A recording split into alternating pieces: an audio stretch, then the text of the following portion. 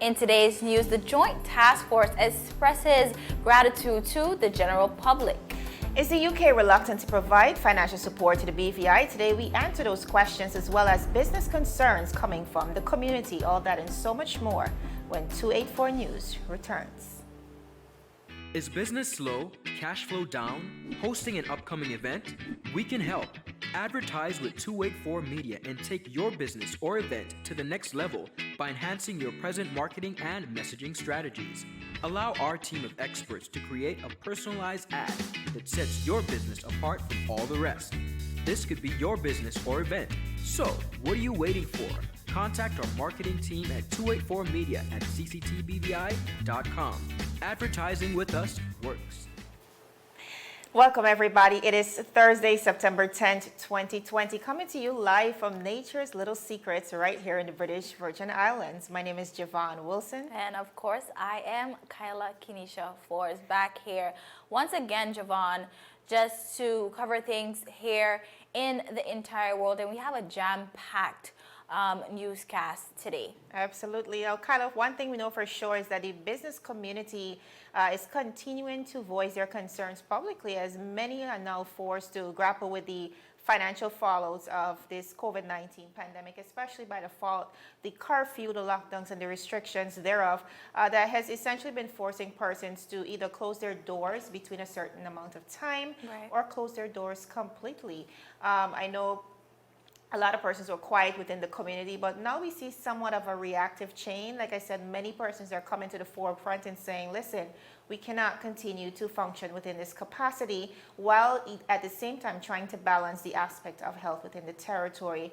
I know as we pan across to the USVI as well, progress, numbers are seemingly decreasing with now only 60 cases of COVID-19. I know to date they have just about 17,887 tests which they would have conducted. But of that, 16,668 returned negative. But one of the things I find incredible, Kyle, is the fact that I think something that we really need to focus more on is their recovery rate, because of the 1,197 positive cases, 1,119 of those persons have recovered. And finally, Kyle, before we head into the newscast, tragic news here in the British Virgin Islands, confirmed by the Royal Virgin Islands Police Force today. We are hearing that a man was found dead in the East End area, Springgut, based on the reports.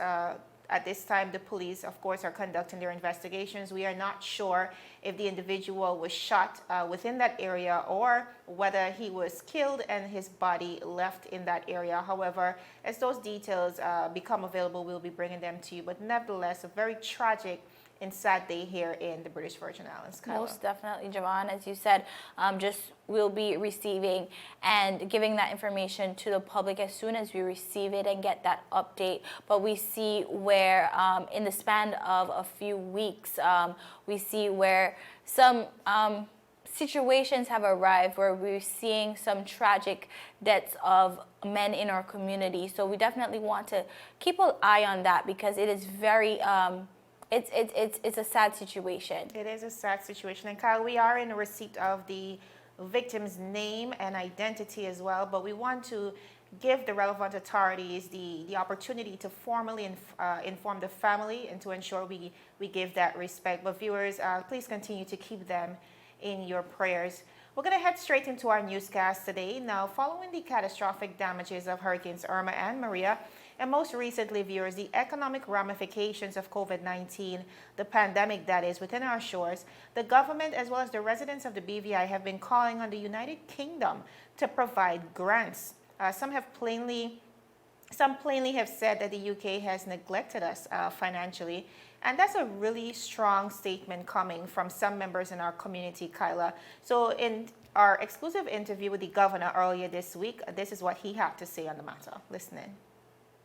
Many have said, just reflecting on the years, that there seems to be some level of reluctance from the United Kingdom to provide very specifically financial support to the territory. We are in a time where our industries, like you mentioned, have been brought to a standstill. and there is need for monetary help. I think it went as far as someone saying, why not provide monetary help instead of sending the UK Navy ships so that we could essentially be trained to police ourselves and be able to take care of ourselves. Why not help with grants? And I can remember, for example, post-hurricane, the British Overseas Territory of Anguilla, they were provided with just about $60 million in grants, but the BVI was, quote-unquote, considered too wealthy to receive that within the confines of the Constitution. But nevertheless, we saw Anguilla receiving just about $60 million from the Treasury of the United Kingdom at the time. Can you speak to that specific situation for us and why it's been somewhat of a challenge in assisting the BVI in that specific way? Thank you. Well, first off, the approach that both the BVI and the UK wanted for the BVI was that the BVI itself should lead its recovery, specifically from Hurricane Irma, but I'll talk a bit about the ongoing support now during COVID-19. And that was a very clear position, and one I support. There should be BVI leading its own recovery plan, leading its own work to take the territory forward. As part of that, the United Kingdom then offered a loan guarantee so that the government itself would set out a plan. The UK would provide access to cheaper capital, money essentially, to get things moving faster, and to be able to use the underwriting of the UK to leveraging investment and development for the territory.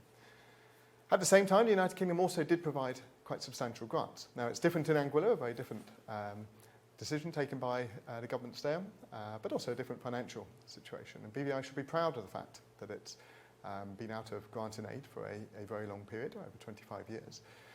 But the UK did provide significant grants as well, about 17 million first off for early recovery projects. That was everything from cash payments to those most vulnerable, through to housing repairs, through to fixing key infrastructure. About 25% of our streetlights were put back up by UK-funded teams.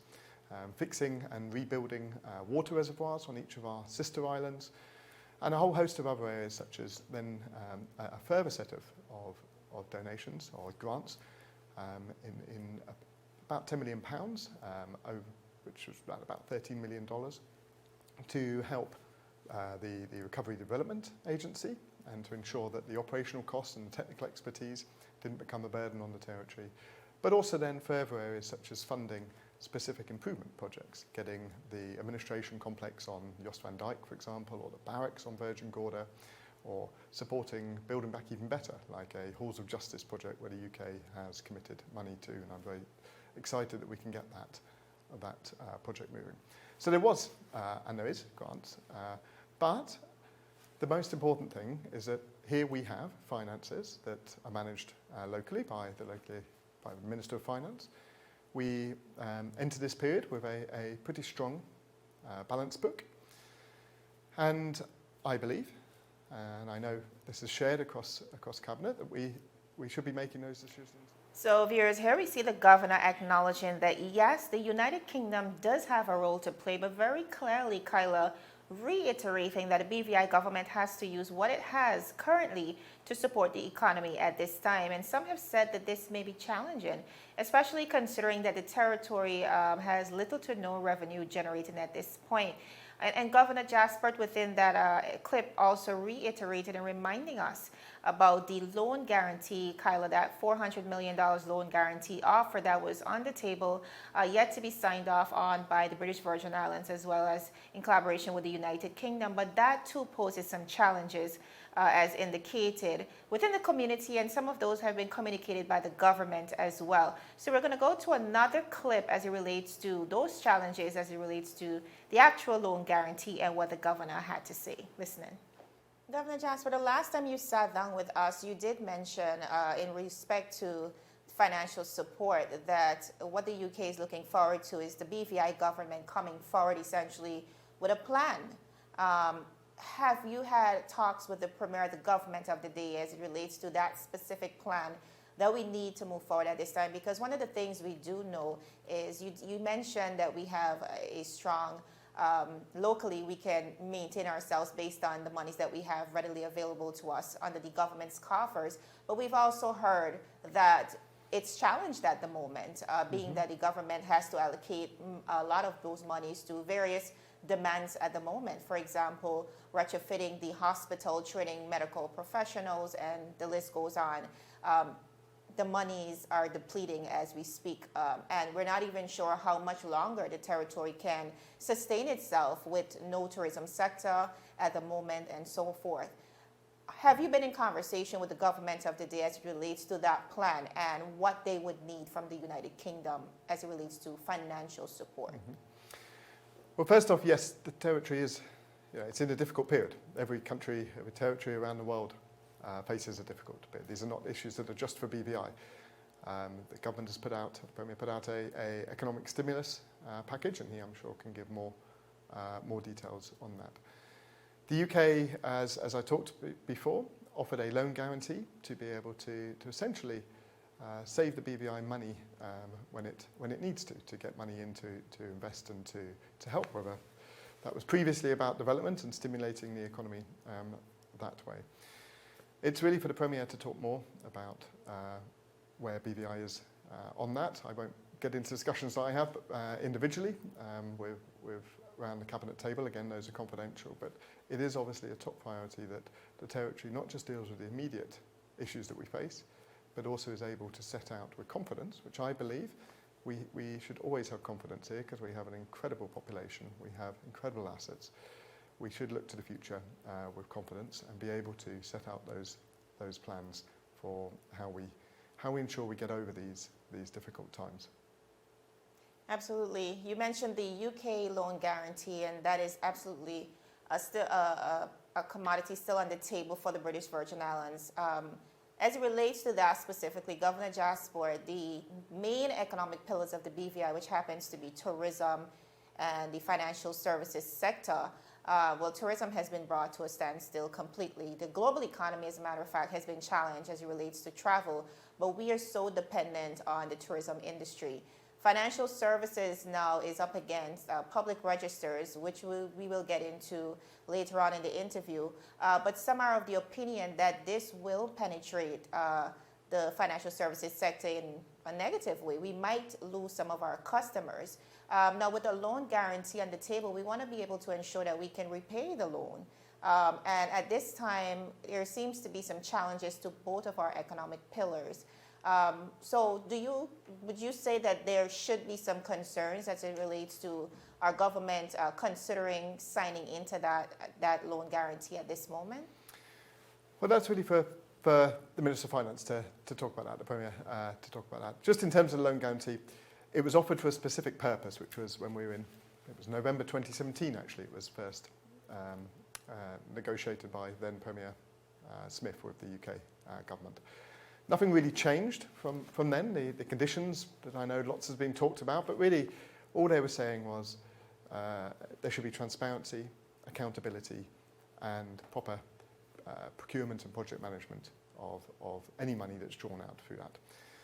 Now that was for a specific purpose when we were dealing with the impact of the hurricanes. But at a more general level, whether it is BVI money from our own tax revenue, whether it is money we borrow from the CDB, which we have, or whether it's money we take from others, or whether it's money we take under any UK arrangements. For me, the same conditions in a way and the same approach is important, that we should have full transparency, we should have good accountability over that, and we should ensure that every single dollar we spend at the moment leads to a dollar, ideally even more so, a dollar impact on the ground and in our economy. So in terms of the plan going forward, that's really for the Premier to talk more about. But recognising where we are at the moment and recognising the challenges that we face, it's even more important that we have the strong measures in place to know that and ensure that every single dollar we spend as a government leads to that good outcome on the ground when any project or any spending delivers. And we know a bit from Auditor General reports and others that we've got a way to go on that. And I think that's something you would have heard me before talk about good governance or about transparency or about accountability. But those things are still really important, and particularly as we go through a time when finances are going to be strained. There's no denying that. No leader in any territory or country around the world could sit here and say it's all going to be perfect tomorrow, because it's not. The reality is finances are going to be strained. We're going to have to work hard to keep businesses going, and we're going to have to look how we ensure that as a government we make even more impact from every dollar that we take in from whatever source that is, and ensure that it delivers value for money on the ground. So, Kyla, here we see quite a detailed response coming out of the governor. Now, at the moment, he is convinced that we have enough to survive off of. And if indeed we need more, he's saying that the BVI should sign off on that loan guarantee at hand in light of the growing financial concerns. His main concern at the moment is accountability and to ensure that there is transparency in the process, while the government's focus, on the other hand, is the conditions of this agreement, and very importantly, on whether we can even afford to repay in light of the New World Order and, of course, our financial state, Kyla. Most definitely, Javon. I think it's been a back and forth, and we're getting mixed messages, as you saw there, where the governor basically is saying that he believes that we are in a position to basically sustain ourselves. And also we saw that in the light of Hurricanes Irma as well, where the UK felt as though the BVI at that time, with the GDP that we had at the time, that we were comfortable enough to rebuild. I think the relationship between the UK and the BVI, I think it's been a tug for quite some time now, and I think we really have to look into it to see what is really going on. Where is the mixed messages coming from? Absolutely, and really to define where we want to go as a territory, because within that, for example, if we are reaching for independence, as some have indicated that we should be, then it means less dependency on the United Kingdom. But if it's a situation where we are demanding, as a British overseas territory, Right, what we need from them, then that's another situation as well, Kyla. Most definitely, and as you said, basically to say the statement that the UK is not helping, we've seen where the UK have sent different test kits, health, some assistance there as well. So we're seeing assistance. It just depends on what type. And me and Ron kind of dived into that earlier this week.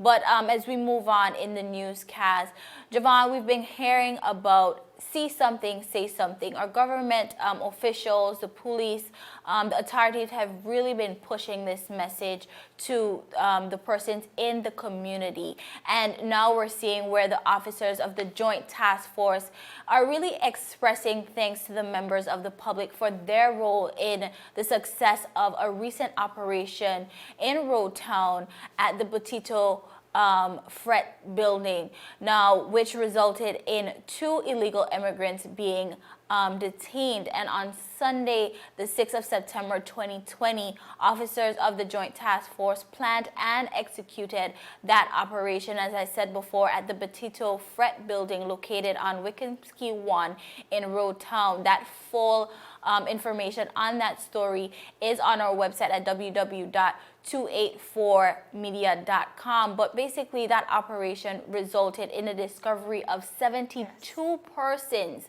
residing in that building, and it was reported that amongst the residents of the building were 2 Venezuelan males who have overstayed their time permit on their landing permits as visitors, and those 2 men are in the custody of the Immigration Department pending their deportation.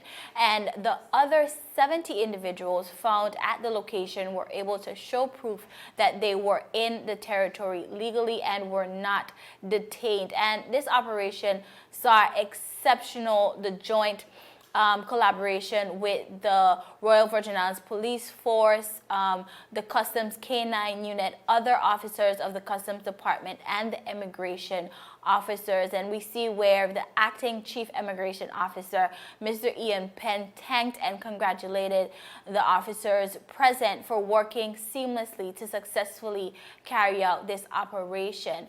And Mr. Penn expressed his gratitude to members of the public who came forward with information that led to the success of this operation. He said, and I quote, "Creating a safer community is the business of everyone who calls the BVI home.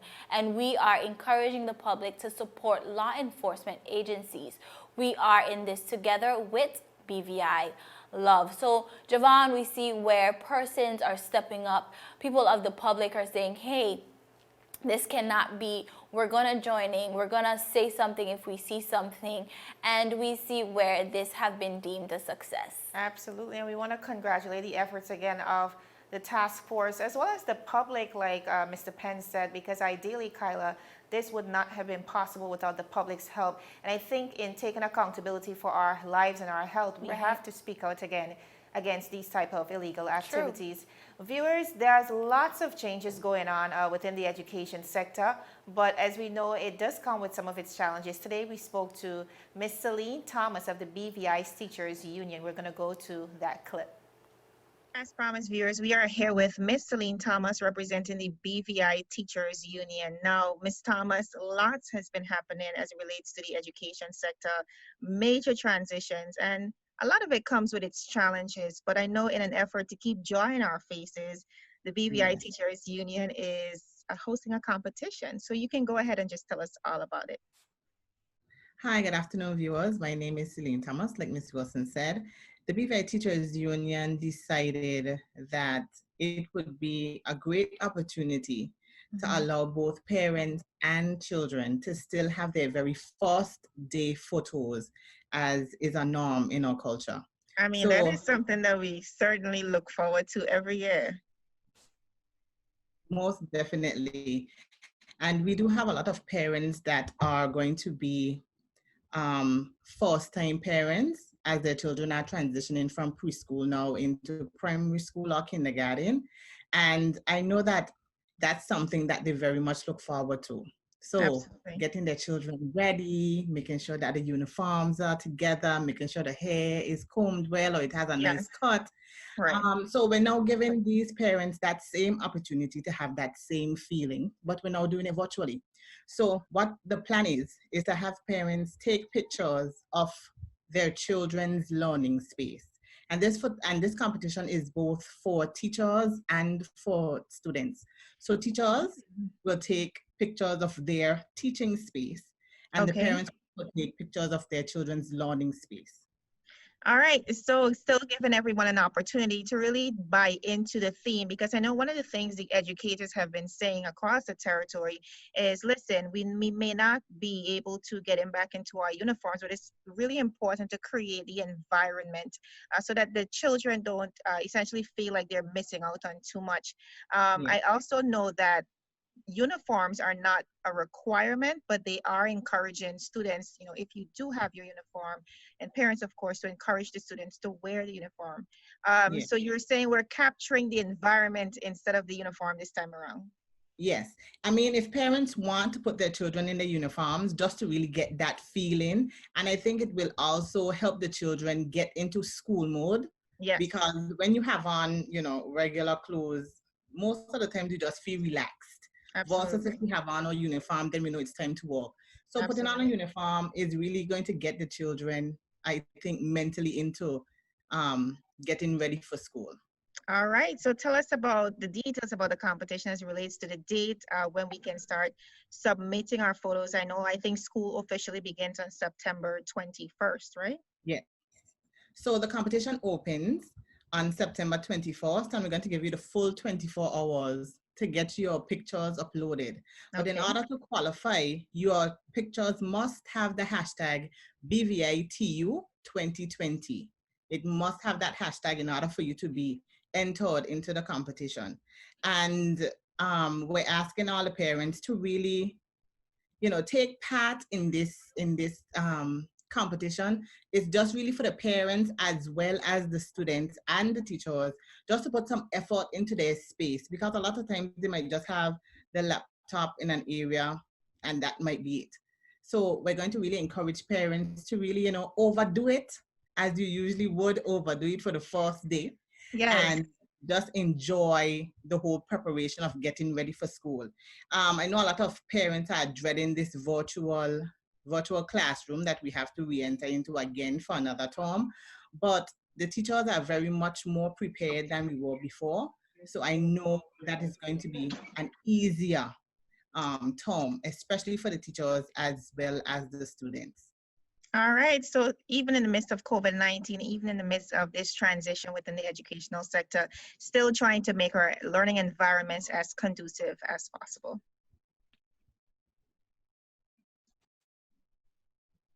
Yes. All right. All right, Most Ms. Thomas, definitely. thank you so much. I think this is a great initiative, very encouraging, not like you said, not only for our students, but also for our teachers as well. Before you Yes. go, just tell us what's in it. What are we winning? Well, those details we're still trying to work out. We still have a few days to really solidify what the prizes will be. But, you know, this is for the culture, as we like to say. Absolutely. And parents could have been doing this, you know, anyways. So it's really for the fun, but we are trying to get things together in order to, you know, give both teachers and students. All right, Ms. Thomas, we are looking forward to it. And on behalf of, I guess, the territory, I think this is a great initiative, and we want to continue to wish yourself and the BVI Teachers Union all the best. Thank you very much. All right. Kyla, we are finding little ways, I think, to inject joy back into our lives. I guess to just bring back some level of normalcy. And so it's needed. Yes, and so I'm really happy to see the BVI Teachers Union extending this competition to both our students as well as the teachers. We're going to go to a really quick commercial break, but we're coming back with more as it relates to the concerns of the business community. So stick with us. Yes. You want top of power? You want top of power?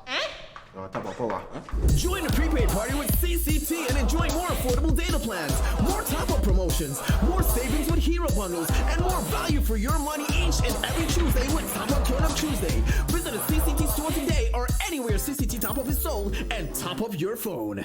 5, 10, 15, 20, 25, 30. You want top of power? Viewers, welcome back to 284 News. Now, before we close out, of course, we need to basically acknowledge our business community because just over a week ago, the British Virgin Islands was placed under a 1 p.m. to 5 a.m. curfew.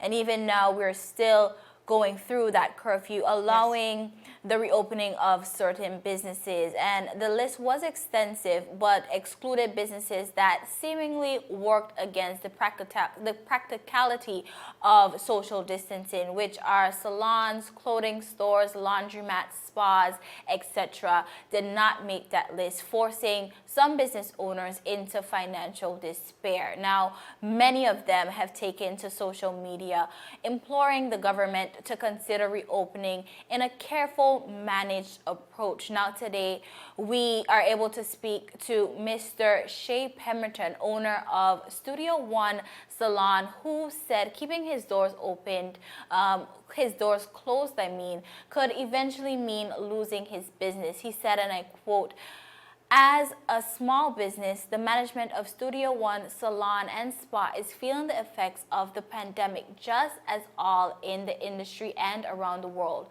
Specific to our business, we are able and are already in the position that we need to catch ourselves back in terms of human resources.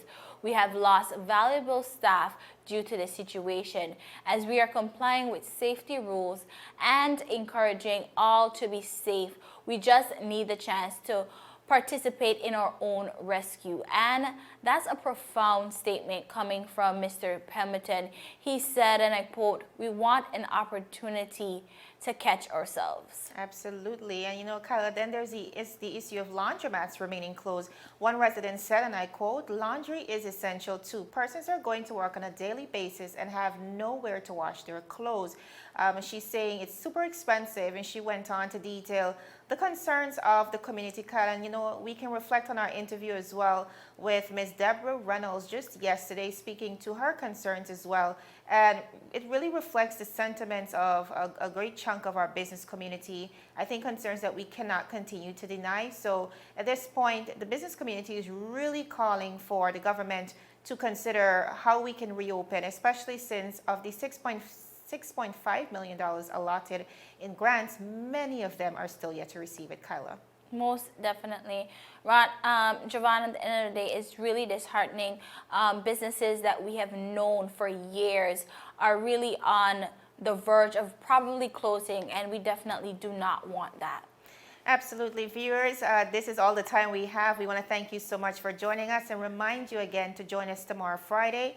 My name is Javon Wilson. And I am Kyla Kenesha Forbes. Have a good evening.